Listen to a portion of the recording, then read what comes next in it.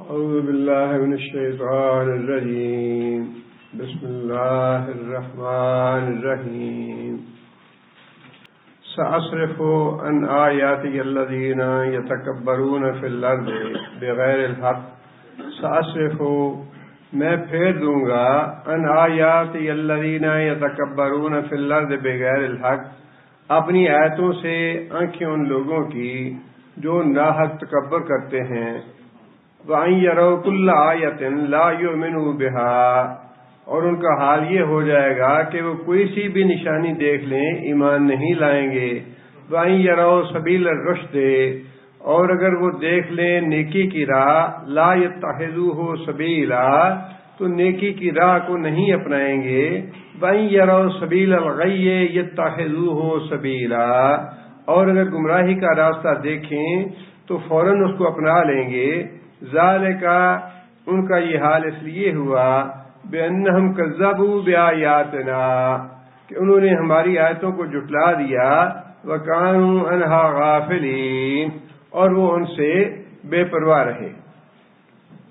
اس سے پہلے اللہ تعالیٰ نے پچھلی آیت میں یہ بات ارشاد فرمائی تھی کہ موسیٰ علیہ السلام کو اللہ تعالیٰ نے کوہ طور پہ شریعت عطا کی تختیوں کی شکل میں، اور اللہ تعالیٰ نے یہ بات ارشاد فرمائی وَكَتَبْنَا لَهُ فِي الْأَلْوَاحِ مِنْ كُلِّ شَيْءٍ مَوْعِظَةً وَتَفْصِيلًا لِكُلِّ شَيْءٍ، اس میں بعض و نصیحت تھا اور شریعت کے جو احکام تھے ان کی تفصیل ہم نے لکھی تھی ان تختیوں میں. اور ہم نے حکم یہ دیا فَخُذْهَا بِقُوَّةٍ، اے موسیٰ ان تختیوں کو مضبوطی سے تھام لے. مضبوطی سے تھامنے کا مطلب یہ ہے کہ اچھے طریقے سے ان پہ عمل کرو، پوری پابندی سے ان پہ عمل کرو، پوری خوش دلی سے ہول ہارٹیڈلی اس پہ عمل کرو. وَأْمُرْ قَوْمَكَ، اور اپنی قوم کو بھی یہ حکم دو یَأْخُذُوا بِأَحْسَنِهَا، اچھے طریقے سے اس پہ عمل کریں. جو ہدایات دی تھیں، جو شریعت دی تھی تختیوں کی صورت میں، حکم دیا جا رہا ہے پیغمبر کو بھی کہ آپ بھی اس پہ اچھی طرح عمل کریں، اور پھر اپنی قوم کو بھی حکم دیں کہ وہ پابندی سے اور اچھے طریقے سے اس پہ عمل کرے. سَأُرِيكُمْ دَارَ الْفَاسِقِينَ، اور میں ابھی جاتے ہوئے کوہ طور سے واپس جب شام کو جائیں تو راستے میں جن لوگوں نے اللہ کی آیتوں پہ عمل نہیں کیا، اللہ کی آیتوں کو جھٹلا دیا، ان فاسقوں کا جو انجام ہوا ان کے گھر بھی میں آپ کو دکھاتا چلوں گا، تاکہ تمہیں بھی یہ تنبیہ ہو جائے کہ جو لوگ اللہ کی نافرمانی کرتے ہیں، اللہ کی آیتوں کو جھٹلاتے ہیں یا ان پہ عمل نہیں کرتے، ان کا انجام کیا ہوتا ہے.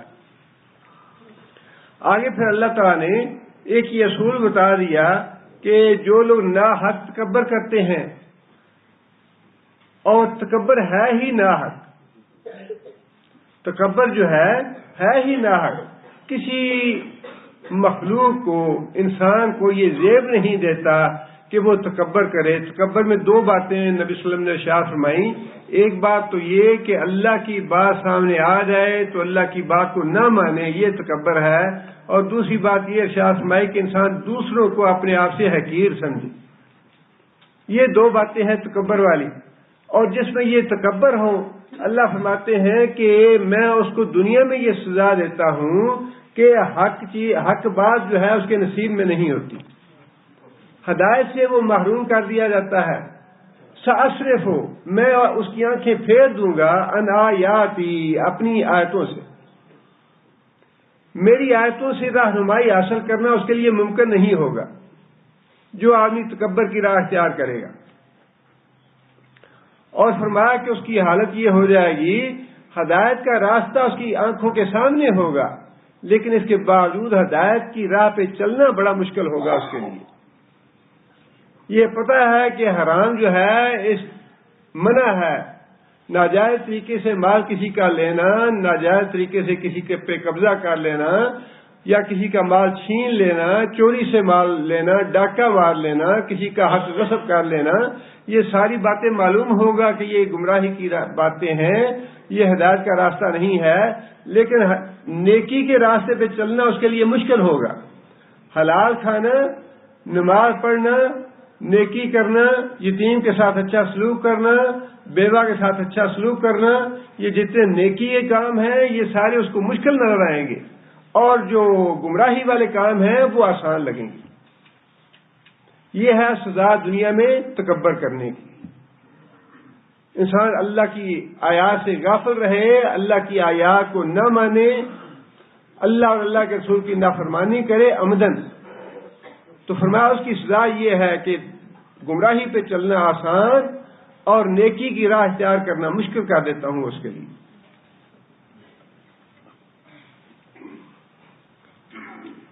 آگے پھر اللہ تعالیٰ نے یہ بات ارشاد فرمائی، والذین کذبوا بآیاتنا۔ پچھلی آیت میں یہ بات ہے کہ ان کو یہ سزا ناحق تکبر کی وجہ سے دی، اور ناحق تکبر کیا ہے؟ کذبوا بآیاتنا، ہماری آیتیں آئیں ان کے پاس لیکن ہماری آیتوں کو ماننے سے انکار کر دیا۔ کذبوا، جھٹلا دیا ہماری آیتوں کو، ہماری آیتوں سے رہنمائی لینا قبول نہ کیا کہ انسان دنیا کی زندگی میں اللہ کی رہنمائی کے مطابق زندگی بسر کرے، اللہ کی رہنمائی کے مطابق چلے، اس بات سے انکار کر دیا۔ وَكَانُوا عَنْهَا غَافِلِينَ، اور ہماری آیتوں سے غافل بنے ہوئے تھے۔ غافل بنے ہوئے سے مطلب یہ ہے کہ پرواہ نہیں ہے، عمر 60 سال کی ہو گئی، 70 سال کی ہو گئی، قرآن مجید کو کبھی نکال کے دیکھا تک نہیں، قرآن مجید پڑا ہے الماری میں، لیکن کبھی یہ خیال تک نہیں گزرا کہ قرآن مجید کس مقصد کے لیے ہے، یہ مسلمانوں کے لیے ہے، اللہ نے یہ پیغام بھیجا ہے ہماری طرف، ہمیں اس کو پڑھنا چاہیے اور اس پہ غور و فکر کرنا چاہیے، اس کے مطابق عمل کرنا چاہیے۔ وَكَانُوا عَنْهَا غَافِلِينَ، ساری کی ساری عمر گزار دی حتیٰ کہ موت کا فرشتہ آ گیا۔ الہاکم التکاثر، ساری زندگی جو تھی حصول مال کی کثرت میں، ڈالر اکٹھے کرنے میں، ریال اکٹھے کرنے میں، کوٹھی اور کار بنانے میں، فلیٹ اور پلاٹ بنانے میں ساری زندگی بسر کر دی۔ الہاکم التکاثر، اور کبھی یہ سوچ بھی نہیں آئی کہ قرآن مجید اللہ کی آیتیں ہیں، ان سے بے پرواہی ہے، ان سے غفلت ہے، کبھی خیال نہیں آیا کہ اللہ قرآن کھول کے دیکھیں کیا کہتا ہے، اللہ تعالیٰ کے احکام کیا ہے ہمارے لیے۔ وَكَانُوا عَنْهَا غَافِلِينَ، اور ہماری آیتوں سے ساری زندگی بے پرواہ رہے، غافل رہے، ضرورت نہیں سمجھی کہ ہمارے قرآن کو پڑھ کے دیکھیں کیا ہے اس میں۔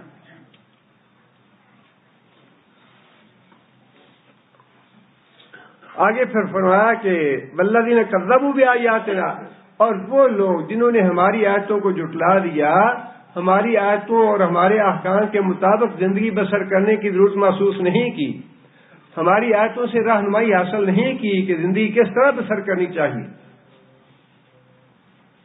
بلقاء الآخرۃ، اور آخرت کی ملاقات سے بھی انکار کر دیا، اللہ کے فرمان بھی نہ قبول کیے، انہیں بھی جھٹلا دیا، اور آخرت کو بھی جھٹلا دیا۔ حبطت اعمالہم، اللہ فرماتے ہیں کہ ہم نے ان کے سارے نیک اعمال ضائع کر دیے۔ حبطت اعمالہم، اس لیے کہ نیک اعمال قبول ہونے کی شرط اول ہے ایمان۔ جب تک ایمان نہیں ہے نیک اعمال قبول نہیں ہوں گے۔ گنگا رام ہسپتال بنا دیا، بڑی خدمت کی، قیامت تک گنگا رام ہسپتال چلتا رہے گا، نام بھی اوپر گنگا رام ہی لکھا جاتا رہے گا، لیکن ایک ذرہ برابر قیامت کے دن اس کو اس کا بدلہ نہیں ملے گا۔ جو بدلہ اس کو ملنا تھا وہ یہی ہے کہ لوگ جو ہیں وہ گنگا رام کا نام لیتے رہیں گے کہ گنگا رام نے یہ بنایا تھا، بس اس سے زیادہ اس کے لیے کچھ نہیں ہے۔ اس دھوکے میں نہ پڑے کہ بڑی خدمت کے کام کرتی ہیں عیسائی مشنریز جو ہیں، بڑے انسانیت کے بڑے خیر خواہ ہیں، بڑا دھوکہ ہے یہ۔ ہاں جی، ہیں تو یہودی اور عیسائی، انسانیت کی بڑی خدمت کرتے ہیں، کوڑی کے برابر ان کا بدلہ اجر و ثواب نہیں ہے عیسائیوں اور یہودیوں کو، یا جو بھی ہیں، خواہ وہ ہندو ہوں یا عیسائی ہوں، جو ایمان نہیں لایا، خواہ وہ کتنا ہی جان مار دے، خواہ کتنا ہی انسانیت کو فائدہ پہنچا دے، خواہ وہ کتنی ہی ایجادات کر لے جس سے انسانیت کو بڑا فائدہ پہنچے، جو کچھ بھی ہے، قیامت کے دن اجر و ثواب ذرہ برابر اس کے لیے نہیں ہے۔ شرط اول یہ ہے کہ وہ اللہ اور اللہ کے رسول پہ ایمان لائے، اور رسول اللہ صلی اللہ علیہ وسلم نے یہ بات ارشاد فرمائی کہ خواہ کوئی یہودی ہے یا نصرانی ہے یا کوئی بھی ہے جس کے پاس میرا نام پہنچا اور وہ مجھ پہ ایمان نہیں لایا وہ جہنم میں جائے گا۔ شرط اول ایمان ہے۔ جو ایمان نہیں لایا اور آخرت پہ یقین رکھنا یہ بھی ایمان کا حصہ ہے۔ ایمان کے 6 ارکان ہیں، 6 کی 6 چیزوں پہ ایمان لانا واجب ہے۔ ان میں سے کسی ایک پہ بھی ایمان لانے سے انکار کر دے تو وہ ساری کی ساری 6 چیزوں کا انکار ہے۔ آمنت باللہ و ملائکتہ و کتبہ و رسلہ و بالیوم الآخر والقدر خیرہ و شرہ۔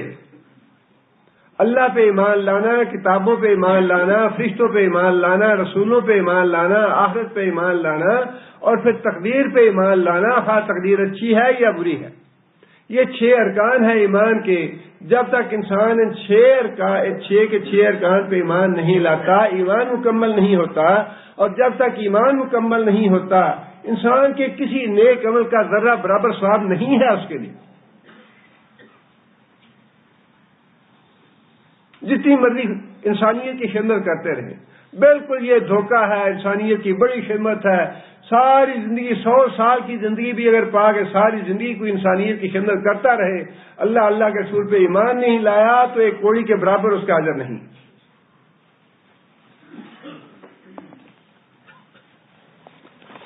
ایک تو اللہ تعالیٰ نے یہ بات ارشاد فرمائی ہے کہ ایمان ضائع کرنے والی چیز کون سی ہے؟ انسان کے نیک اعمال ضائع کرنے والی ایمان نہ لانا۔ ایمان لانے کے بعد دوسری چیز نیک اعمال کو ضائع کرنے والی وہ کون سی ہے؟ ایک تو سیدھی ہے، یہ ہے کہ ایمان نہیں لایا اور نیک عمل کیے ڈھیروں، وہ سارے کے سارے قیامت کے دن اللہ تعالیٰ ضائع کر دیں گے، ان کی ایک کوڑی کے برابر قیمت نہیں ہوگی۔ ایمان لانے کے بعد ایک اور بات بھی ہے جس کا اللہ تعالیٰ نے قرآن مجید میں وضاحت کے ساتھ بات ارشاد فرمائی کہ اس سے بھی اعمال ضائع ہوتے ہیں۔ ایمان لانے کے بعد جی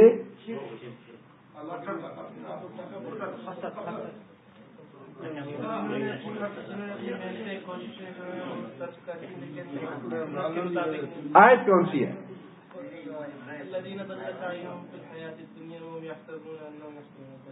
وہ اس میں تو یہی چیز ہے، اولئک الذین کفروا بآیات ربہم بلقائہ، یہ تو بالکل وہی بات ہوگی، آخرت کا انکار اور اللہ کی آیتوں کا انکار، وہ تو اسی آیت میں یہ دیا ہے۔ اس کے علاوہ ایمان لانے کے بعد ایک اور چیز بھی ایسی ہے جس سے انسان کے سارے نیک عمل ضائع ہو جاتے ہیں۔ جی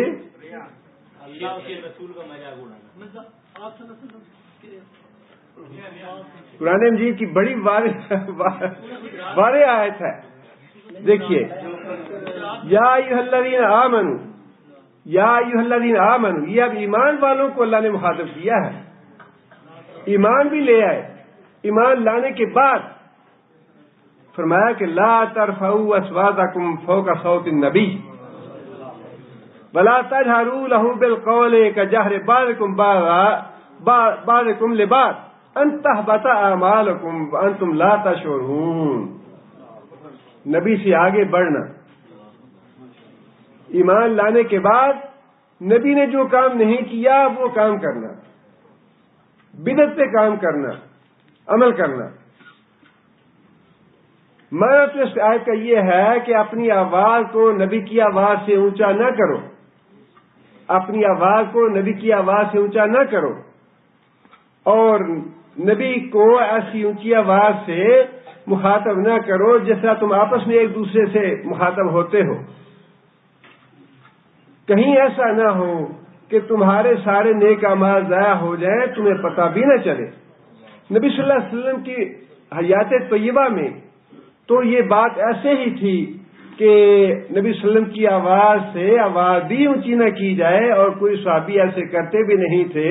ایک دفعہ حضرت ابوبکر صدیق اور حضرت عمر رضی اللہ تعالیٰ عنہ کے درمیان نبی صلی اللہ علیہ وسلم کی موجودگی میں کسی بات پہ اختلاف ہو گیا، دونوں کی آوازیں اونچی ہو گئیں۔ نبی صلی اللہ علیہ وسلم کو یہ بات ناگوار گزری اور نبی صلی اللہ علیہ وسلم کو چپ کرانا پڑا، لیکن اس کے بعد صحابہ کہتے ہیں کہ نبی صلی اللہ علیہ وسلم کی موجودگی میں حضرت عمر رضی اللہ تعالیٰ عنہ اتنی پست آواز سے، نیچی آواز سے بات کرتے تھے کہ نبی صلی اللہ علیہ وسلم کو پوچھنا پڑتا تھا کہ کیا بات کہی تم نے، اتنی پست آواز۔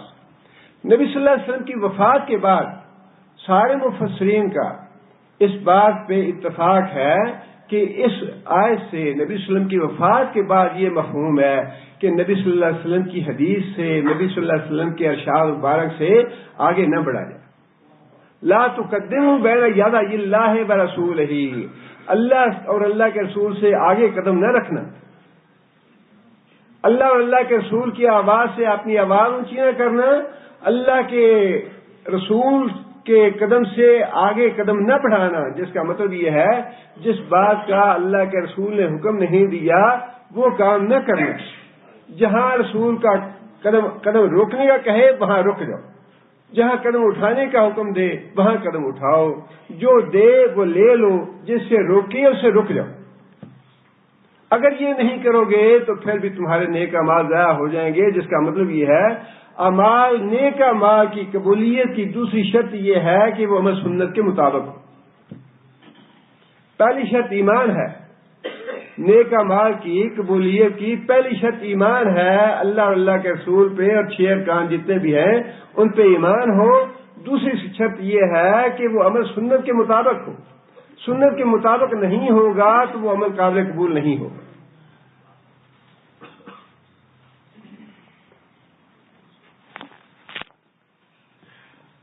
آگے اللہ فرماتے ہیں هل یجزون الا ما كانوا يعملون، هل یجزون نہیں بدلہ دیے جائیں گے وہ، الا مگر ما كانوا يعملون جو وہ عمل کرتے تھے۔ مطلب یہ ہے کہ لوگوں کو قیامت کے دن ان کے اعمال ہی کی جزا یا سزا دی جائے گی، کسی پہ ظلم نہیں کیا جائے گا۔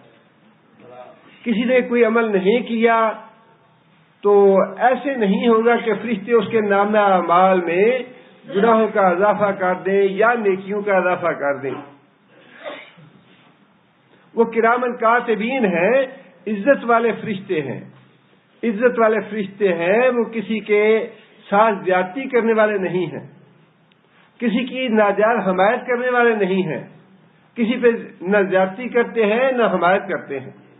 جو انسان اس دنیا سے کر کے لے جائے گا فمن یعمل مثقال ذرۃ خیر یرہ ومن یعمل مثقال ذرۃ شر یرہ، ذرہ برابر بھی خیر ہے تب بھی دیکھ لے گا انسان، اور ذرہ برابر برائی ہے تب بھی دیکھ لے گا انسان۔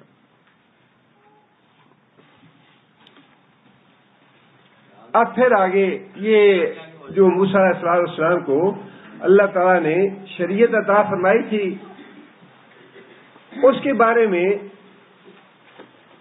پہلے حکم دیا کہ اس شریعت پہ پابندی سے عمل کرنا، اس کے بعد درمیان میں کچھ یہ باتیں اللہ تعالیٰ نے ارشاد فرمانے کے بعد پھر وہی بات موسیٰ علیہ السلام کی قوم کی شروع فرمائی ہے۔ پچھلی آیتوں میں ہم نے یہ پڑھا کہ اللہ تعالیٰ نے شریعت عطا کرنے کے لیے موسیٰ علیہ السلام کو کوہ طور پہ بلایا۔ پہلے 30 راتوں کا اللہ نے حکم دیا، اس کے بعد 10 راتوں کا اضافہ فرما دیا کہ 40 راتوں کے لیے کوہ طور پہ آؤ تاکہ تمہیں شریعت دی جائے۔ 40 دن اور رات موسیٰ علیہ السلام وہاں اللہ کی عبادت کرتے رہے۔ اللہ پورا ہو گیا تو پھر اللہ تعالیٰ نے تختیاں عطا فرمائیں، لیکن قوم جو تھی پیچھے جس کو چھوڑ کے موسیٰ علیہ السلام جلدی کر کے کوہ طور پہ پہنچ گیا، اس نے بعد میں جو موسیٰ علیہ السلام کو خطرہ تھا کہ بعد میں اپنے بھائی سے یہ بات کہی کہ فسادیوں کو فساد نہ ڈالنے دینا. وہی کام ہوا کہ فسادی تھا سامری، اس نے بچڑا بنایا، اور بچڑا بنانے کے بعد یہ کہنے لگا کہ جس الہ نے ہمیں غرق ہونے سے بچایا، فرعون سے نجات دلائی، وہ الہ تو یہی بچڑا ہے.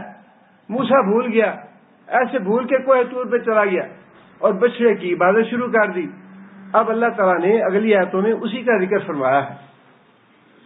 اللہ فرماتے ہیں بَتَّخَذَ قَوْمُ مُوسَىٰ مِن بَعْدِهِ، موسیٰ علیہ السلام کے کوہ طور پہ چلے جانے کے بعد موسیٰ علیہ السلام کی قوم نے معبود بنا لیا من حلیہم عجلاً جسداً لہ خوار.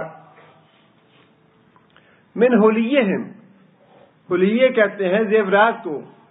قوم کے پاس جو زیورات تھے وہ سارے اکٹھے کیے، اور سامری نے ان زیورات کو آگ پہ رکھ کے پگھلا دیا، اور پگھلانے کے بعد اللہ فرماتے ہیں کہ عجلاً بچڑا بنا دیا اس کا، جسداً بچڑے کا جسم، لہو خوار، اور اس سے بچڑے کی طرح کی آواز نکلتی تھی. آگے اللہ تعالیٰ نے یہ بات ارشاد فرمائی، سامری نے بچڑا بنایا. اس کی وضاحت اللہ تعالیٰ نے سورہ طٰہٰ میں مزید فرمائی ہے کہ جب بچڑا بنایا اس نے فَأَخْرَجَ لَهُمْ عِجْلًا جَسَدًا لَهُ خُوَارٌ، اللہ فرماتے ہیں کہ بچڑا بنا دیا سامری نے، اور اس سے آواز نکلتی تھی جس طرح بچے کی آواز نکلتی ہے. فَقَالُوا، اور سامری اور جو اس کے ساتھی تھے انہوں نے یہ بات کہی، ہَذَا إِلَٰهُكُمْ، یہ تمہارا معبود ہے، وَإِلَٰهُ مُوسَىٰ، اور موسیٰ کا الہ بھی یہی ہے. فَنَسِیَا، موسیٰ بھول کے چلا گیا کوہ طور پہ.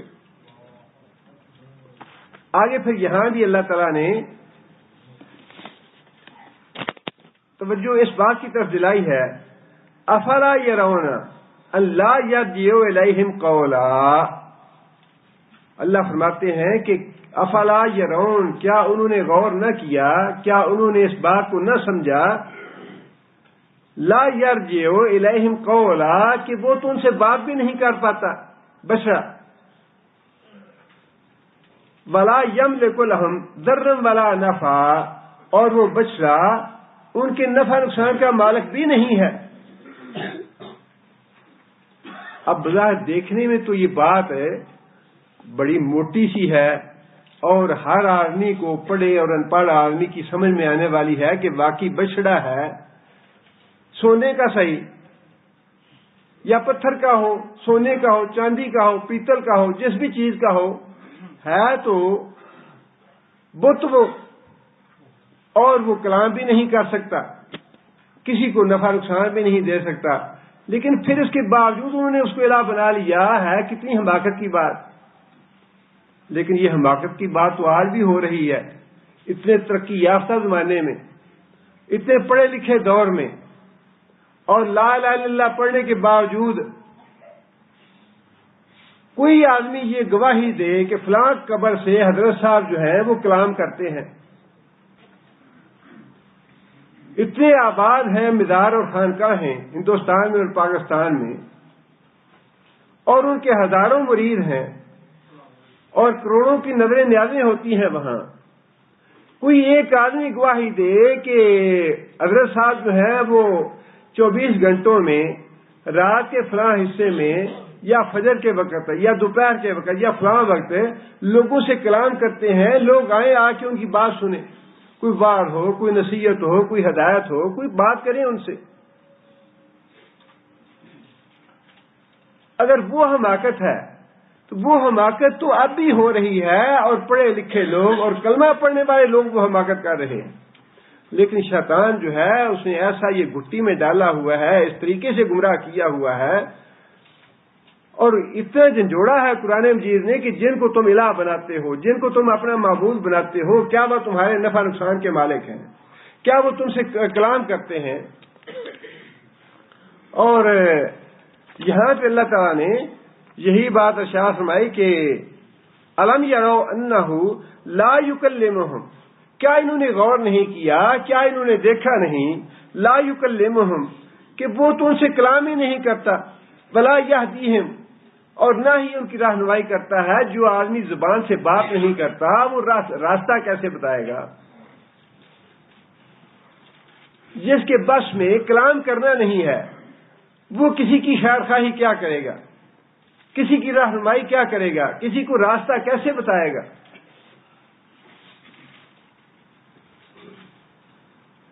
اور اگر آج یہی بات بزرگوں کے بارے میں کہیں تو کہتے ہیں بزرگوں کے گستاخ ہے، بزرگوں کو مانتے نہیں۔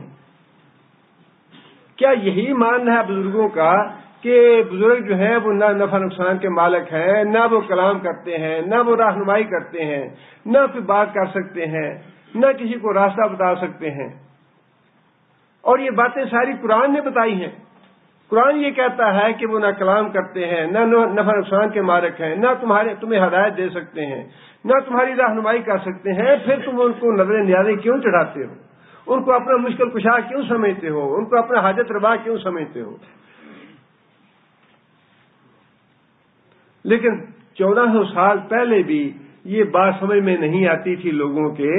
ایسا نہیں ہے کہ زمانہ ترقی کر گیا، مہذب ہو گیا، پڑھا لکھا ہو گیا، اس کے باوجود وہ جہالت جہاں کی تھی وہیں پہ ہے۔ وہ جو جہالت تھی شرک والی، وہ جہاں تھی وہیں پہ ہے، وہ آج بھی 1 انچ کا سفر جو ہے وہ انسان مشرک نہیں کر سکا 1400 سال میں۔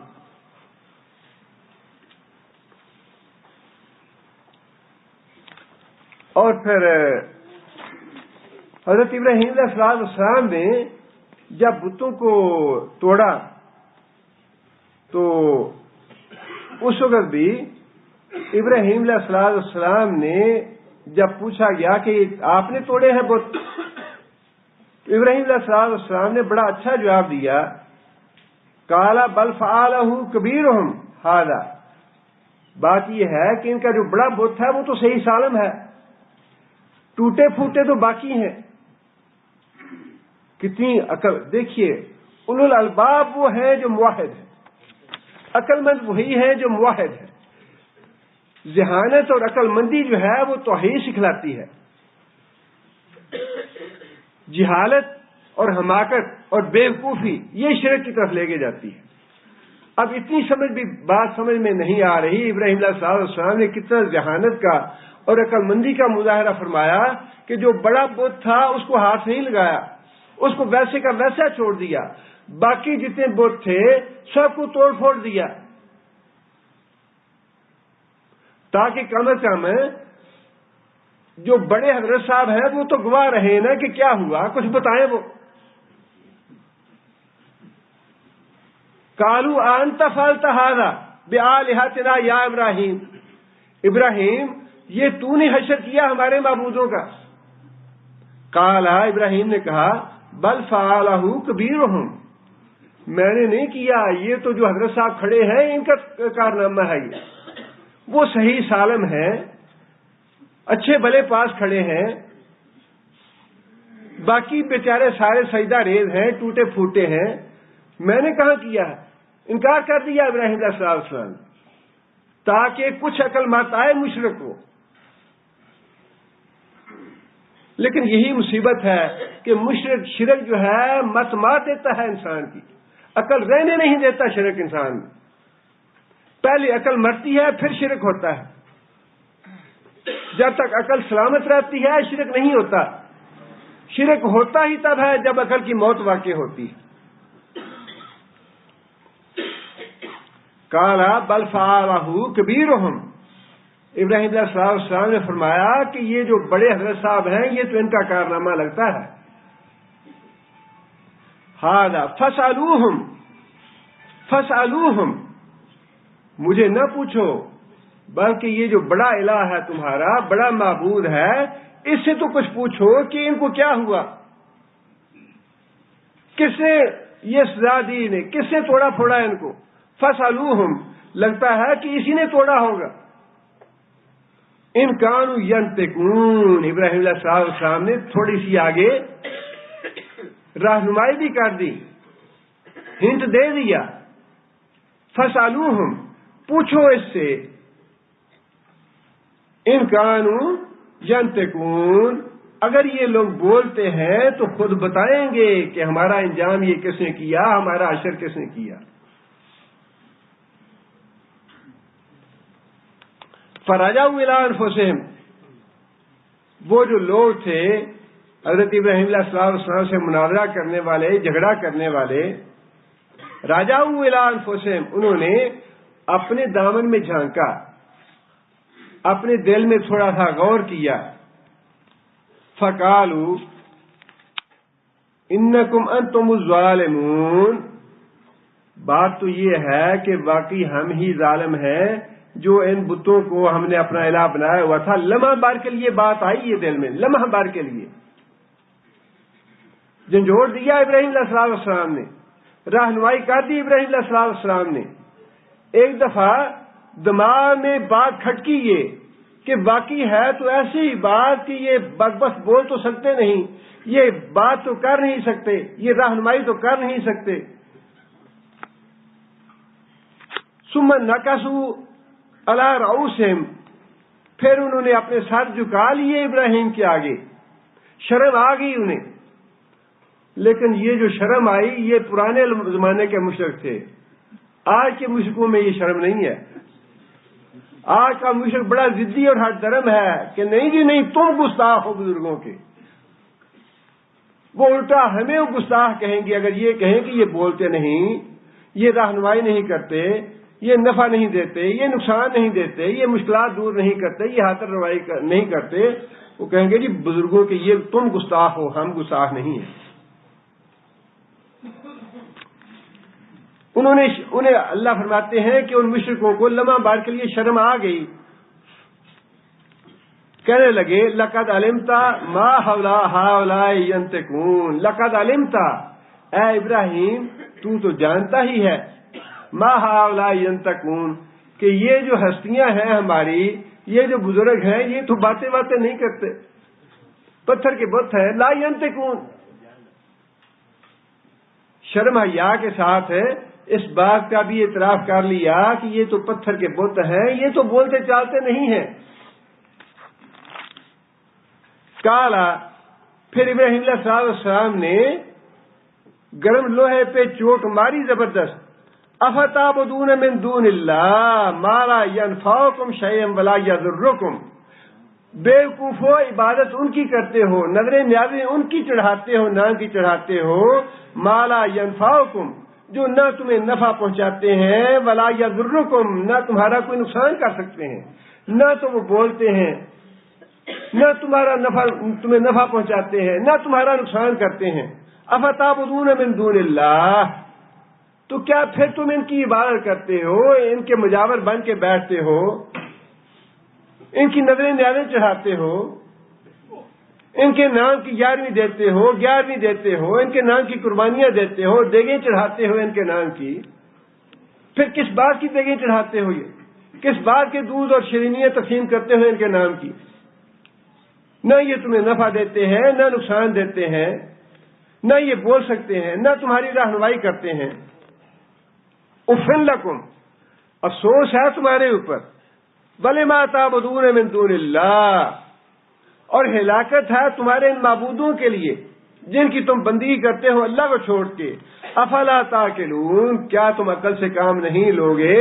یہ سارا جھنجھوڑ دیا اور منوا لیا کہ یہ بات بھی نہیں کر سکتے، نفع بھی نہیں دے سکتے، نقصان بھی نہیں دے سکتے، یہ ساری باتیں مان لیں، اور ایک دفعہ شرم و حیا بھی آ گئی کہ ابراہیم تو جانتا ہے یہ بولتے نہیں ہیں، یہ ساری باتیں ہو گئیں، لیکن شرک جو ہے وہ شیطان ایسا جما دیتا ہے شرک پہ کہ ساری باتیں تسلیم کرنے کے باوجود، نہیں جی حضرت صاحب ہیں، حضرت صاحب وہ ہمارے ایک فیض عالم صدیقی صاحب تھے، انہوں نے یہ واقعہ لکھا ہے اپنی کتاب میں کہ اپنے پیر صاحب کے بارے میں انہوں نے ان کے مریدوں سے یہ بات کہی کہ اگر میں تمہیں گواہوں کے ساتھ یہ ثابت کر دوں کہ یہ آدمی جو ہے جسے تم اپنا پیر سمجھتے ہو یہ زانی اور شرابی آدمی ہے، گواہوں کے ساتھ ثابت کر دیتا ہوں۔ پھر جو مرید تھے انہوں نے کہا جی جو تم بات کہتے ہو بات تمہاری بھی ٹھیک ہوگی، لیکن اس میں بھی کوئی راز ہے، اس میں بھی کوئی راز ہے پیر ہی ہمارے ہم پیر ہی نہیں چھوڑیں گے۔ تمہاری بات جو کہتے ہو ٹھیک ہے تم بھی ثابت کر لینا، لیکن ہم اس کو پیری نہیں چھوڑیں گے، اس کی مریدی نہیں چھوڑیں گے۔ اور بالکل وہی بات ابراہیم علیہ السلام نے منوا لیا، یہ بات نہیں کرتے، نفع نہیں دیتے، نقصان نہیں دیتے، اس کے باوجود مشرکوں نے یہ بات کہی قالوا حرقوہ وانصروا آلہتکم ان کنتم فاعلین۔ اگر اپنے معبودوں کو بچانا چاہتے ہو، اپنے الہوں کی حفاظت کرنا چاہتے ہو، حرقوہ اس کو سزا دو، اس کو جلاؤ، ابراہیم کو جلا ڈالو۔ یہ ہے مت مشرک کی۔ اور بالکل وہی بات اللہ تعالیٰ نے یہاں فرمائی الم یروا انہ لا یکلمہم ولا یہدیہم سبیلا۔ موسیٰ علیہ السلام کی قوم کو یہ جھنجھوڑا اللہ تعالیٰ نے کہ کیا یہ بیوقوف دیکھتے نہیں کہ یہ بچہ ان سے تو کلام نہیں کرتا، اور جو آواز نکلتی تھی اس سے اس کی ایسے انداز سے دو سوراخ بنا دیے جس طرح بنسری میں یا سیٹی میں ایسی سوراخ بنا دیے جاتے ہیں، اسے ہوا جب اس میں پھونک مارے گی تو اس میں آواز نکلے گی، ایسے سوراخ اس میں بنا دیے کہ جب ہوا چلتی، ہوا داخل ہوتی اس میں تو اسے آواز نکلتی۔ اللہ نے فرمایا کیا ان لوگوں نے یہ غور نہیں کیا، نہ تو یہ ان سے کلام کرتا ہے ولا یہدیہم، نہ ان کو ہدایت دیتا ہے، ان کی رہنمائی کرتا ہے، سبیلا اتخذوہ وکانوا ظالمین، اس کے باوجود انہوں نے اس کو اپنا الہ بنا لیا اور وہ ظالم تھے۔ مشرک کو اللہ تعالیٰ نے ظالم ہی کہا ہے۔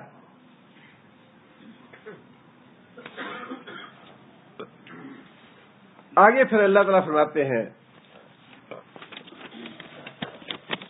وَلَمَّا سُقِطَ فِي أَيْدِيهِمْ، وَلَمَّا سُقِطَ فِي أَيْدِيهِمْ یہ عربی کا محاورہ ہے، سُقِطَ أَيْدِيهِمْ، جب ان کو پشیمانی ہوئی، جب انہیں یہ بتایا گیا کہ بھائی یہ نہ تو کلام کر سکتا ہے بچہ، نہ تمہاری ہدایت اور رہنمائی دے سکتا ہے تمہیں، تو انہیں کوئی شرم آئی بنی اسرائیل کو کہ باقی بات تو ایسی ہی ہے، نہ یہ نفع نقصان کا مالک ہے، نہ یہ ہدایت دیتا ہے، نہ کلام کرتا ہے۔ ان کو شرم آ گئی۔ برآؤ انہم کذلوا، برآؤ، اور انہوں نے محسوس کر لیا، دیکھ لیا انہم کذلوا کہ واقعی وہ گمراہ ہو گیا، واقعی وہ گمراہ ہو گیا۔ قالوا، تو وہ کہنے لگے لئن لم یرحمنا ربنا ویغفر لنا لنکونن من الخاسرین۔ اپنے شرک کی جو حماقت تھی اس کو محسوس کر لیا، اس پہ پشیمان ہوئے، نادم ہوئے اس پہ، اور انہوں نے محسوس کیا کہ واقعی گمراہ ہو گیا۔ اس کے بعد پھر اللہ تعالیٰ سے انہوں نے دعا مانگی مغفرت کی۔ قالوا لئن لم یرحمنا ربنا، اگر ہمارے رب نے ہمارا یہ گناہ معاف نہ کیا، ویغفر لنا، اور ہم پہ رحم نہ فرمایا، گناہ معاف نہ کیا، لنکونن من الخاسرین، تو ہم خسارہ پانے والوں سے ہو جائیں گے۔ یہ کیفیت جو ہے بنی اسرائیل کی، ابراہیم علیہ السلام کی قوم کی نسبت اچھی ہے کہ جب انسان محسوس کرے کہ مجھ سے واقعی گناہ ہو گیا، غلطی ہو گئی، خواہ وہ شرک جیسا بڑا گناہ ہی کیوں نہ ہو، اگر محسوس کر لے انسان کہ مجھ سے غلطی ہو گئی، میں گمراہ ہو گیا، اور اللہ سے توبہ کرے، اللہ سے دعا مانگے، اللہ تعالیٰ مہربانی کرے، اللہ رحم فرمائے، اللہ میرا گناہ معاف کر دے، تو اللہ تعالیٰ اس کا گناہ معاف کر دیتے ہیں۔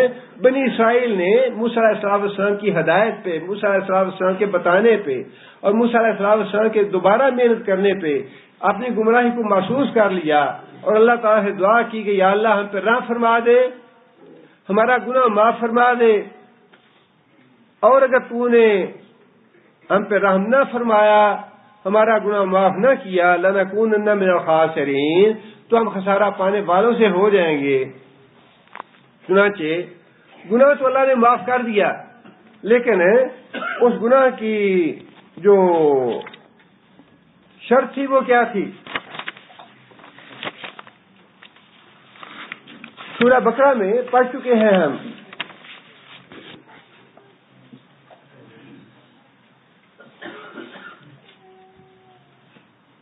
بنی اسرائیل کی توبہ کس صورت میں اللہ نے قبول فرمائی؟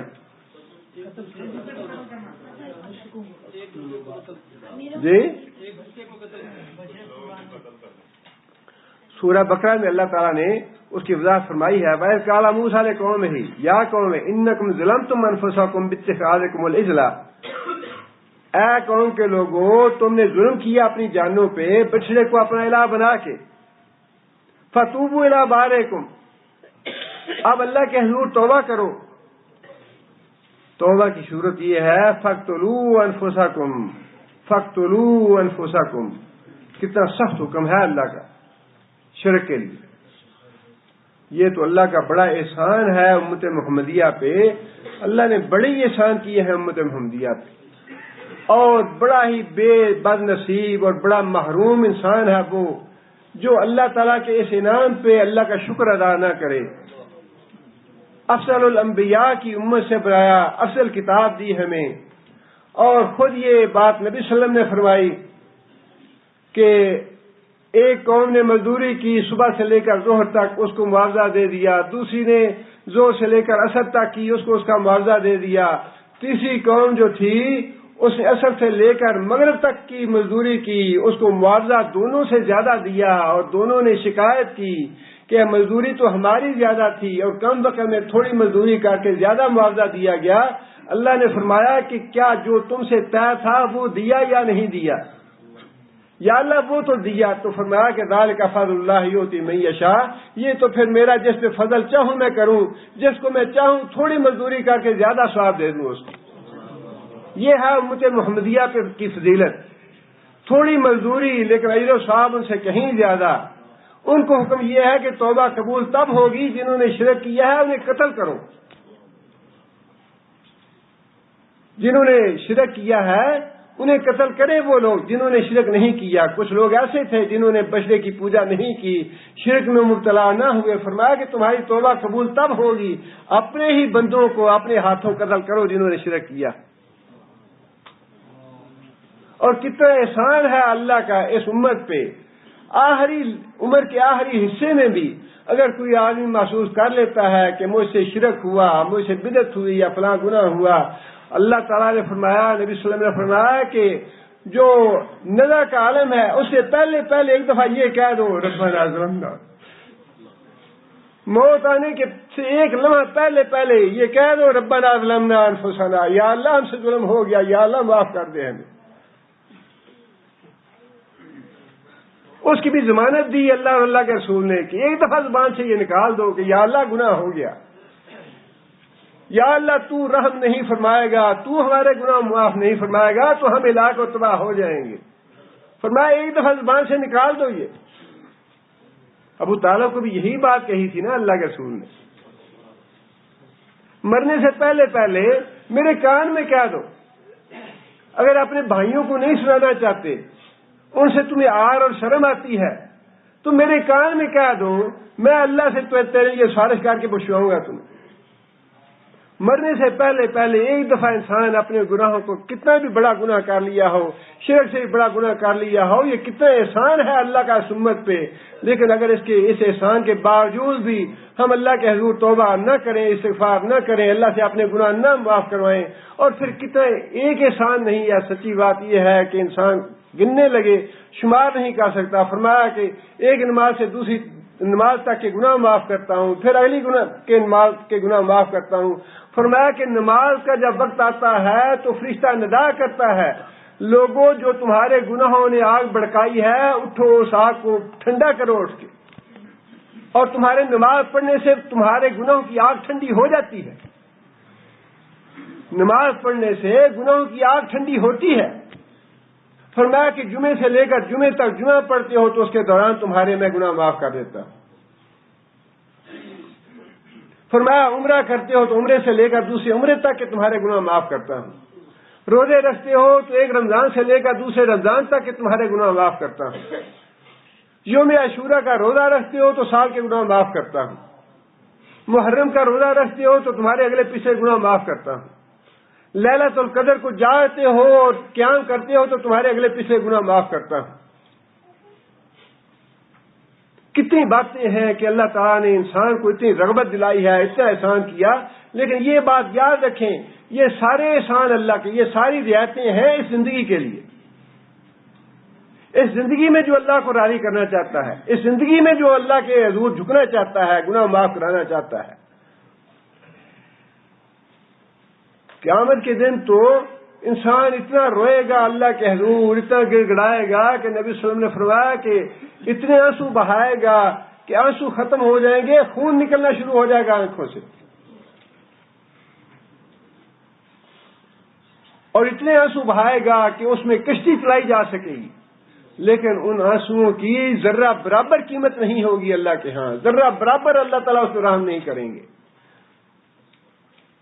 لیکن یہ اس دنیا کا معاملہ ہے۔ اللہ تعالیٰ قیامت دن پوچھیں گے فرشتوں سے، یا اللہ یہ تو بڑا گناہگار آدمی تھا، بڑے گناہ کیے اس نے، ساری زندگی گناہ کرتا رہا۔ فرمایا کہ اس کے نامہ اعمال میں دیکھو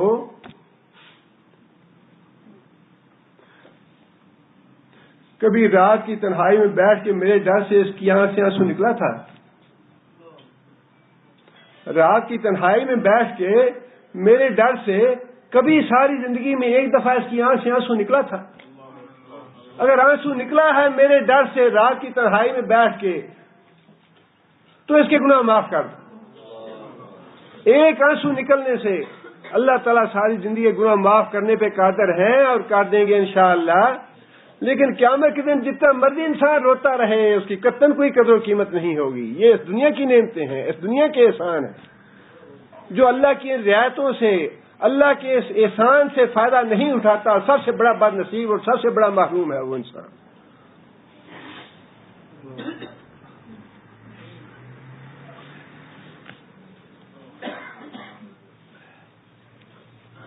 اللہ نے فرمایا کہ فَاقْتُلُوا أَنفُسَكُمْ، جنہوں نے شرک نہیں کیا وہ شرک کرنے والوں کو قتل کریں تب تمہاری توبہ قبول ہوگی۔ ذَلِكُمْ خَيْرٌ لَكُمْ عِنْدَ بَارِئِكُمْ، یہ تمہارے لیے بہتر ہے۔ فَتَابَ عَلَيْكُمْ، اس صورت میں اللہ تمہارے گناہ معاف کر دے گا۔ إِنَّهُ هُوَ التَّوَّابُ الرَّحِيمُ، بے شک وہ توبہ قبول کرنے والا اور رحم فرمانے والا ہے۔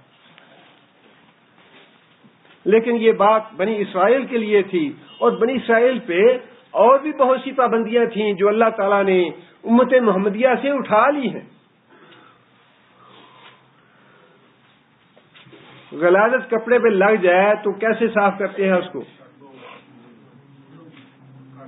کپڑے پہ غلاظت لگ جائے اسے کیسے صاف کرتے ہیں؟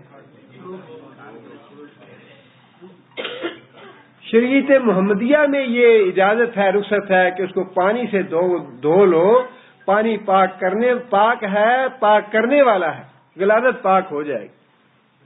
بنی اسرائیل کے لیے کیا حکم تھا؟ اس کپڑے کو کاٹ دو، جس پہ غلاظت لگی ہے اس کپڑے کو اتنا کاٹ دو۔ جسم پہ غلاظت لگ گئی تو اس کو صاف کرنے کا، پاک ہونے کا طریقہ کیا ہے؟ پانی سے دھو لو۔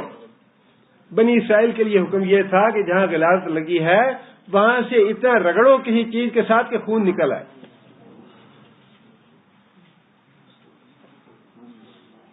امت محمدیہ کے لیے روزہ یہ ہے کہ فجر سے لے کر شام تک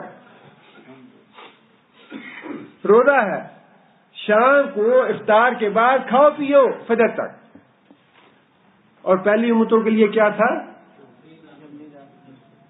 جب نیند آ جائے روزہ شروع، افطار کر لیا، سحری سے افطار کر لیا، افطار کے بعد جیسے ہی تم سو جاؤ گے تمہارا روزہ شروع ہو جائے گا، اس کے بعد اس کے کھانے کی اجازت نہیں ہے۔ یہ امت محمدیہ کے لیے رعایت ہے کہ اچھا سو جاؤ، آرام کر لو، لیکن فجر کے وقت اٹھ کے دوبارہ سحری کرنا ہے، اور فرمایا کہ سحری کھانے میں برکت ہے۔ کتنے احسان کیے اللہ تعالیٰ نے امت محمدیہ پر، کتنا آسان اور سہل کر دیا شریعت کو امت محمدیہ کے لیے اللہ تعالیٰ نے۔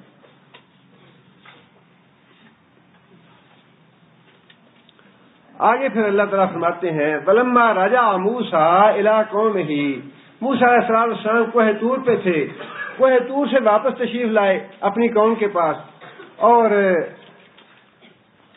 اللہ تعالیٰ نے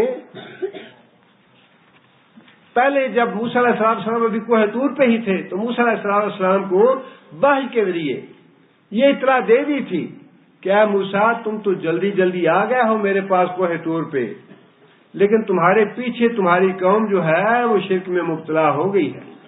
کوہ طور پہ ہی بتا دیا تھا اللہ تعالیٰ نے۔ قَالَ فَإِنَّا قَدْ فَتَنَّا قَوْمَكَ مِن بَعْدِكَ وَأَضَلَّهُمُ السَّامِرِيُّ، ہم نے موسیٰ کو بتا دیا کہ ہم نے تمہاری قوم کو آزمائش میں مبتلا کیا ہے اور سامری نے ان کو گمراہ کر دیا ہے، سامری نے ان کو شرک میں مبتلا کر دیا ہے۔ لہذا موسیٰ علیہ السلام جب کوہ طور سے پلٹے تو اسی وقت غصے کی کیفیت میں تھے کہ میرے بعد جس بات کا مجھے ڈر تھا وہی ہوا کہ قوم جو ہے وہ شرک میں مبتلا ہو گئی۔ وَلَمَّا رَجَعَ مُوسَىٰ إِلَىٰ قَوْمِهِ، جب موسیٰ علیہ السلام اپنی قوم کے پاس واپس پلٹے غضبان آصفا، غصے میں تھے، رنج میں تھے۔ قال، موسیٰ علیہ السلام نے فرمایا بئس ما خلفتمونی من بعدی، میرے بعد تم نے بہت ہی بری جانشینی کی۔ جو ذمہ دار تھے، مسئول تھے لوگ ہارون علیہ السلام کے علاوہ بھی، جن کو موسیٰ علیہ السلام قابل اعتماد سمجھتے تھے، ان کو مخاطب کر کے یہ بات ارشاد فرمائی موسیٰ علیہ السلام نے کہ مجھے تم پہ بڑا اعتماد تھا اور مجھے اس بات کا گمان تھا کہ تم معاملات کو سنبھالے رکھو گے، شرک وغیرہ نہیں ہونے دو گے، لیکن میرے گمان کے برعکس سامری جو ہے وہ چھا گیا، اور سامری نے بت بنا کے، بچڑا بنا کے جب لوگوں کے سامنے پیش کیا تو اکثریت جو تھی وہ شرک میں مبتلا ہوئی، بہت تھوڑے قلیل تعداد تھی جو شرک سے بچی۔ شرک سے بچنے والوں کو ہی مخاطب کر کے موسیٰ علیہ السلام نے یہ بات ارشاد فرمائی بئس ما خلفتمونی من بعدی، میرے بعد تم نے بہت ہی بری جانشینی کی، معاملات کو اچھے طریقے سے سنبھالا نہیں تم نے۔ اعجلتم امر ربکم، کیا تمہیں جلدی تھی اس بات اپنے رب کا حکم آنے سے پہلے؟ مطلب یہ میں گیا تھا کوہ طور پہ اپنے رب کے احکام لینے کے لیے، رب کی شریعت لینے کے لیے کہ ہمیں بندگی کا طریقہ بتائے اللہ تعالیٰ، اس طریقے کے مطابق ہم اللہ کی بندگی کریں۔ کیا تمہیں اللہ کے احکام آنے سے پہلے جلدی تھی اس بات کی کہ ہم عبادت کیسے کریں؟ تم لوگ کیوں شرک میں مبتلا ہو گئے؟ وَأَلْقَى الْأَلْوَاحَ، تختیوں کو موسیٰ علیہ السلام نے رکھ دیا زمین پہ۔ وَأَخَذَ بِرَأْسِ أَخِيهِ، اب اس سے شرک کا جو گناہ ہے نا اس کا اندازہ لگائیں کہ شرک جو ہے نبی کو کتنا رنج دینے والا اور نبی کو کتنا غصہ دلانے والا عمل ہے۔ یہ اپنا بھائی ہے سکا اور 3 سال عمر میں بڑا ہے، عمر میں 3 سال بڑا ہے، لیکن مزاجوں میں اختلاف یہ تھا، حضرت موسیٰ علیہ السلام مزاج کے اعتبار سے غصے والی اور جلال والی طبیعت کے مالک تھے، ہارون علیہ السلام ٹھنڈے مزاج کے مالک تھے، عمر میں بڑے تھے، لیکن نبی جو تھے یا رسول وہ تو موسیٰ علیہ السلام تھے، ان کی رسالت کے تابع تھے ہارون، بڑا بھائی جو تھا تو بڑا عمر میں لیکن نبوت میں تابع تھا اور ٹھنڈے مزاج کا تھا۔ موسیٰ علیہ السلام خود جلالی طبیعت کے تھے، لہذا اللہ فرماتے ہیں اخذ برأس اخیہ، اپنے بھائی کے سر سے پکڑ لیا، سر کے بالوں سے، اور دوسری جگہ پہ اللہ تعالیٰ نے یہ فرمایا کہ جب موسیٰ علیہ السلام گئے تو لا تأخذ بلحیتی ولا براسی، لا تأخذ بلحیتی ولا براسی، موسیٰ علیہ السلام نے داڑھی بھی پکڑ لی، اور سر کے بال بھی پکڑ لیے اور گھسیٹنا شروع کر دیا، جھنجھوڑا اپنے بھائی کو۔ اندازہ لگائیں کہ شرک جو ہے یہ کتنا نبی کے لیے تکلیف دہ اور رنج دہ گناہ ہے۔ اپنے بھائی کے رشتے کی بھی پرواہ نہیں کی اور یجرہ الیہ، کھینچا اس کو اپنی طرف، اپنے بھائی کو۔ قال ابن ام ان قوم استضعفونی، بھائی نے بڑے نرم سے لہجے میں اور بڑی حکمت کے ساتھ آگے بات کی کہ بھائی تو گرم ہو گیا ہے میرے اوپر، اگر میں بھی ویسے ہی گرم ہو جاؤں تو معاملہ بگڑ جائے گا۔ نرمی اختیار کی ہارون علیہ السلام نے اور کہنے لگے اے میری ماں کے بیٹے، یا اخی بھی کہہ سکتے تھے، ہارون علیہ السلام یا اخی بھی کہہ سکتے تھے، لیکن جو میری ماں کے بیٹے میں قربت ہے اور اپنائیت ہے، شفقت ہے، وہ بھائی میں وہ چیز نہیں ہے۔ اپنے بھائی کا غصہ ٹھنڈا کرنے کے لیے، اپنی شفقت اور محبت کا اظہار کرنے کے لیے مخاطب اس طرح کیا کہ اے میری ماں کے بیٹے، ان القوم استضعفونی، کہ قوم جو تھی اکثریت شرک میں مبتلا ہو گئی اور ہم تھوڑے رہ گئے، انہوں نے مجھے دبا لیا۔ جو اکثریت والے تھے وہی جمہوریت والی بات، جمہوریت جو ہے وہ نافرمان ہو، زنا کو جائز کر دے، شراب کو جائز کر دے، جوے کو جائز کر دے، حرام کو جائز کر دے، بس وہ جائز ہے، جمہوریت ہے۔ اکثریت جو تھی وہ شرک میں مبتلا ہو گئی، میں بے بس ہو گیا، اکثریت نے مجھے بے بس کر دیا، مجھے کمزور بنا دیا، مجھے دبا لیا ان لوگوں نے، میرا زور نہیں چلا بھائی ان پہ، میں نہیں روک سکا ان کو، یہ زیادہ اکٹھے ہو گیا ایک طرف۔ وَقَعَدُوا يَقْتُلُونَنِي، اور میں تو اتنا ان کو روکنے کی کوشش کی کہ قریب تھا مجھے قتل کر ڈالتے، میں نے تو اپنی جان بچائی ہے ان سے۔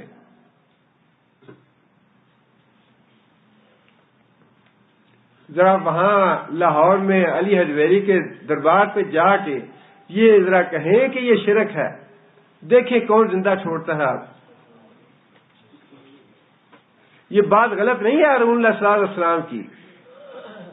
شرک کے گڑھ میں جا کے جہاں شرک ہو رہا ہو، بت پڑا ہو وہاں پہ، بچڑا پڑا ہو وہاں پہ، قبر ہو خواہ وہ کسی کی بھی ہے، کسی بزرگ کی ہے یا غیر، اور اللہ معاف کرے اب تو پتہ نہیں کیا اندر کیا ہوتا ہے، کہیں کوئی جانور ہے، کہیں کوئی کاما والی سرکار، گدے والی سرکار، کھوتے والی سرکار، ایسی ایسی سرکاریں ہیں کہ نام سن کے شرم آتی ہے کہ کیا ہو گیا لوگوں کو، اور خود وہ فخر سے لکھتے ہیں کہ اپنے یہ کاما والی سرکار ہے، یہ بلیاں والی سرکار ہے، یہ کتوں والی سرکار ہے، اور شرم حیا نہیں آتی کہ کیا ہم کرتے ہیں ان کے ساتھ۔ کیسی شیطان جو ہے وہ مت مار دیتا ہے اور عقل مار دیتا ہے۔ اور وہاں جا کے آپ کہیں کہ تم لوگ شرک کر رہے ہو، یہ شرک ہے، اس کو ختم کرو، تو قتل کر دیں گے آپ کو۔ پشاور سے ننگے پاؤں جانور لے کے آتے ہیں بری کے مزار پہ چڑھانے کے، ذبح کرنے کے لیے، ننگے پاؤں، اور اگر راستے میں آپ انہیں یہ بتا روکیں کہ یہ کام شرک ہے تو قتل کر دیں گے۔ آج کل تو ویسے ہی ان کے لیے قتل کرنا کوئی کام نہیں رکھتا، بیچارے بے گناہوں کو قتل کر رہے ہیں، بے گناہ ہیں بیچارے لوگ، اور شرک سے روکنا تو بہت بڑا گناہ ہے، شرک سے روکنا یہ تو بہت بڑا جرم ہے۔ ہارون علیہ السلام نے کہا کہ بھائی اگر میں اور زیادہ ان کے ساتھ لڑائی جھگڑا کرتا تو مجھے قتل کر ڈالتے ہی، میں نے تو اپنی جان بچائی ہے ان سے۔ فلا تشمت بی الاعداء، اب بات یہ ہے کہ جو ہمارے دشمن ہیں جنہوں نے شرک کیا ہے، فلا تشمت، ان کو ہنسی کا موقع نہ دے، بجائے اس کی کہ ہم آپس میں لڑائی جھگڑا کریں، تم میری داڑھی کھینچ رہے ہو، میرے سر کے بال پکڑ کے مجھے کھینچ رہے ہو، اور جو شرک کرنے والے ہیں وہ دیکھ کے ہنس رہے ہیں، ہمارا مذاق اڑا رہے ہیں کہ یہ پیغمبر دونوں نبی ہیں، دونوں آپس میں اس طرح جھگڑا کر رہے ہیں۔ فلا تشمت بی الاعداء، ان دشمنوں کو ہنسی کا موقع نہ دے۔ ولا تجعلنی مع القوم الظالمین، ولا تجعلنی مع القوم الظالمین، اور مجھے اے بھائی میرے اوپر یہ الزام لگا کے کہ تم نے اچھی جانشینی نہیں کی، مجھے ان مشرکوں کے ساتھ نہ ملا، میں نے شرک کی اجازت نہیں دی انہیں، میں تو لڑتا جھگڑتا رہا ان سے، حتیٰ کہ میں نے اپنی جان بچائی ان سے۔ میں مشرک نہیں ہوں، میں تو تیرے ساتھ ہوں، میں مواحد ہوں، مجھے ان کے ساتھ کیوں ملاتا ہے؟ میں اس گناہ میں شریک نہیں ہوں، میں مبرہ ہوں جو کچھ ان لوگوں نے کیا۔ فلا تجعلنی ولا تجعلنی مع القوم الظالمین، اے میرے بھائی ان ظالموں کے ساتھ نہ ملا مجھے۔ قال موسیٰ علیہ السلام کا غصہ ٹھنڈا ہو گیا۔ یہ انسان کے الفاظ جو ہے نا، یہی بعض اوقات دوسرے آدمی کو مشتعل کر دیتے ہیں، بعض اوقات انسان کے الفاظ جو ہیں وہ دوسرے آدمی کو ٹھنڈا کر دیتے ہیں۔ موسیٰ علیہ السلام کا غصہ بالکل صحیح تھا، موسیٰ علیہ السلام کا غصہ اپنی جگہ پہ بالکل صحیح تھا، غصہ کرنا چاہیے تھا موسیٰ علیہ السلام کو، موسیٰ علیہ السلام کو ناراض ہونا چاہیے تھا، لیکن ہارون علیہ السلام بھی اپنی جگہ پہ ٹھیک تھے، لیکن ہارون علیہ السلام نے بڑی حکمت سے کام لیا۔ موسیٰ علیہ السلام کا غصہ ٹھنڈا کرنے کے لیے بڑے حکیمانہ الفاظ استعمال کیے، جس سے موسیٰ علیہ السلام کا غصہ ٹھنڈا ہو گیا اور محسوس ہو گیا کہ کہیں میں ہی اپنے بھائی پہ زیادتی نہ کر ڈالوں۔ بھائی بے گناہ ہے، بھائی تو اس گناہ میں شریک نہیں ہے، نہ ہی اس نے اجازت دی اس کی، حتیٰ کہ وہ اس کی جان کے در پہ ہو گیا۔ جب یہ احساس ہوا موسیٰ علیہ السلام کو، تو موسیٰ علیہ السلام نے بھی اللہ تعالیٰ سے پھر دعا مانگی۔ قال رب اغفر لی ولاخی وادخلنا فی رحمتک وانت ارحم الراحمین۔ موسیٰ علیہ السلام بھی غصہ ٹھنڈا ہونے کے بعد فوراً اللہ کے حضور درخواست کی، گناہوں کی معافی کی۔ یا اللہ میرے بھی گناہ معاف فرما دے، والے اخی میرے بھائی کے گناہ بھی معاف فرما دے، وادخلنا فی رحمتک، یا اللہ ہمیں اپنی رحمت میں داخل فرما، گناہ بھی معاف فرما اور اپنی رحمت بھی نازل فرما ہمارے اوپر۔ وانت ارحم الراحمین، اور یا اللہ تو سب سے بڑھ کے رحم کرنے والا ہے۔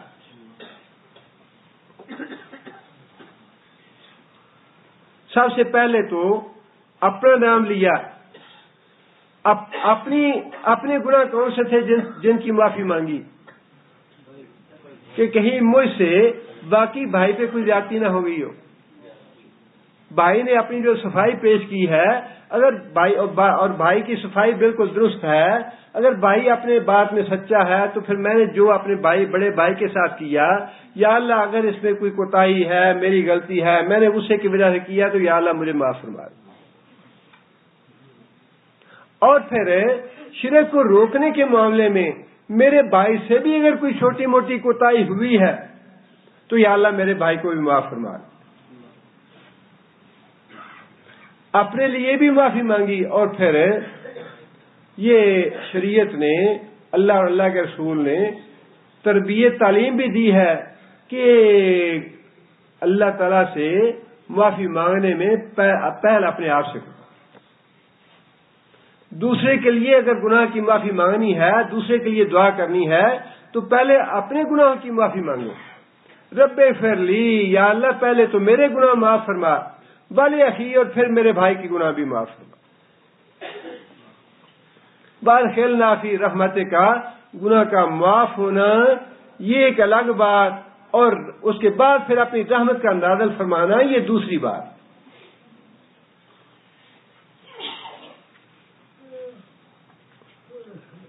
آگے اللہ فرماتے ہیں ان الذین اتخذوا العجل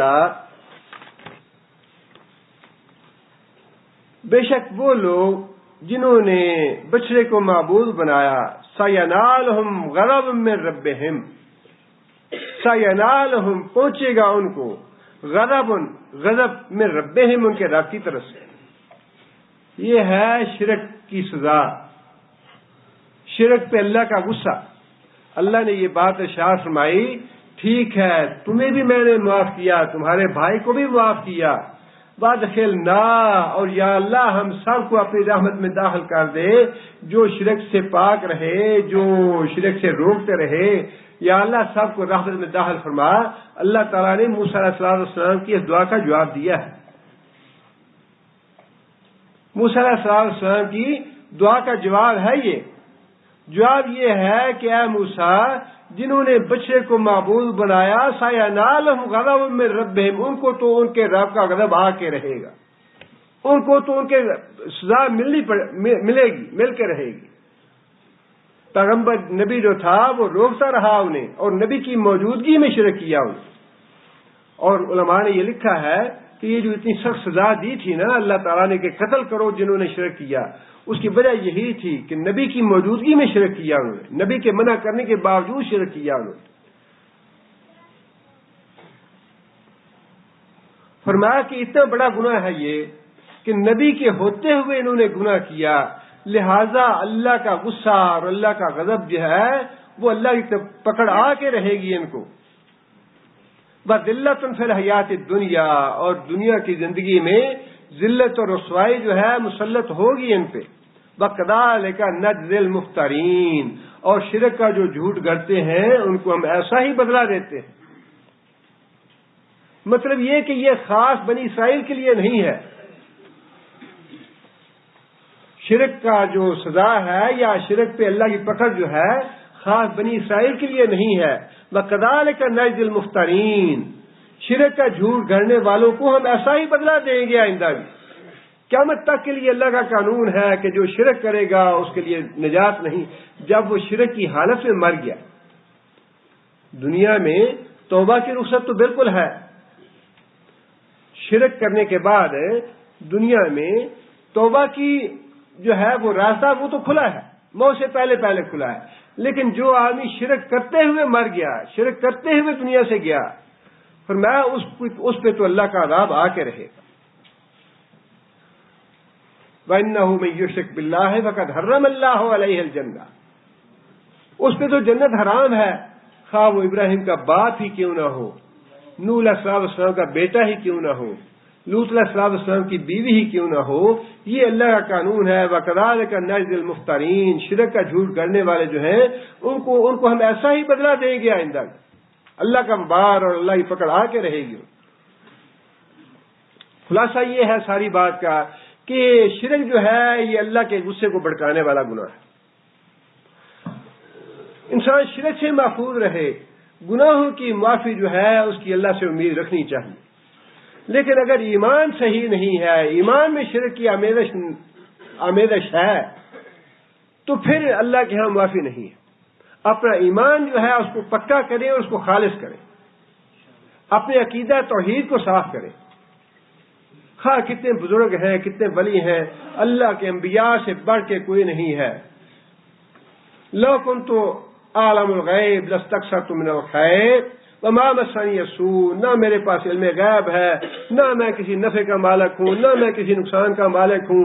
اللہ کا نبی بھی اللہ کی صفات میں حصے دار نہیں ہے۔ کتنا اونچا نام کیوں نہ ہو، کتنا اونچے بزرگ کیوں نہ ہو، کوئی کسی کا دنیا داتا کہے، کسی کو گنج بخش کہے، کسی کو تقدیر کا مالک کہے، کسی کو حاجت روا اور مشکل کشا کہے، جو دنیا مرضی کہتی رہے، اللہ کے آگے سارے مجبور ہیں، مقہور ہیں، ہاتھ باندھے غلام ہیں اللہ کے سارے۔ کوئی مالک نہیں ہے اللہ کے مقابلے میں کسی بھی چیز کا۔ اللہ کے رسول نے اپنی بیٹی کو بھی، پھوپھی کو بھی، اپنے خاندان والوں کو بھی سب کو مخاطب کر کے کہہ دیا کہ میں تمہارے کسی کام نہیں آؤں گا جب اللہ نے پکڑ لیا۔ اللہ نے پکڑ لیا، تمہارے کسی کام نہیں آؤں گا، اپنے اپنے اعمال ساتھ لے کے جانا۔ بس اپنا عقیدہ صحیح رکھیں۔ ساری جو آیتیں ہیں یا سارا جو خلاصہ ہے وہ یہی ہے کہ ایمان خالص ہونا چاہیے اللہ کے حضور۔ اگر توحید خالص ہے تو انشاءاللہ وہ توحید خالص قبر میں بھی کام آئے گی اور حشر نشر میں بھی کام آئے گی، اور دنیا میں بھی انشاءاللہ انسان کو سکون ملے گا۔ حضرت عائشہ رضی اللہ تعالیٰ عنہا نے منکر نکیر کا حالات اور سوال جواب قبر کے سنے تو کہنے لگی کہ یا رسول اللہ، میں تو بڑی کمزور سی اور بڑی ضعیف مخلوق ہوں اور بہت کمزور ہوں، آپ نے اتنا بتایا ہے دجال سے بھی زیادہ بڑا فتنہ ہوگا قبر کا، تو میرا کیا حال ہوگا؟ آخرت کی اور قبر کی یہ فکر تو ہونی چاہیے، ہر انسان کو ہر وقت رہنی چاہیے۔ رسول اکرم صلی اللہ علیہ وسلم نے یہ بات ارشاد فرمائی کہ جو کلمہ توحید ہے وہ انسان کو قبر میں سوال و جواب میں ثابت قدم رکھے۔ کلمہ توحید سوال جواب میں انسان کو ثابت قدم رکھے گا، اور کلمہ توحید یہی ہے کہ سب سے پہلے نفی کرو باقی بتوں کی، مزاروں کی، پیروں کی، حضرت صاحب کی، فلاں کی، بچڑے کی، گائے کی، ستاروں کی، چاند کی، سورج کی، آسمان کی، زمین کی، داتا کی، گنج بخش کی، ولی حجیری کی، سب کی نفی کرو، لا الہ، اس کے بعد اللہ کی بات کرو۔ اللہ تعالیٰ سے دعا ہے کہ اللہ تعالیٰ مجھے بھی نیک عمل کرنے کی توفیق عطا فرمائے۔ کدھر ہے آسمان؟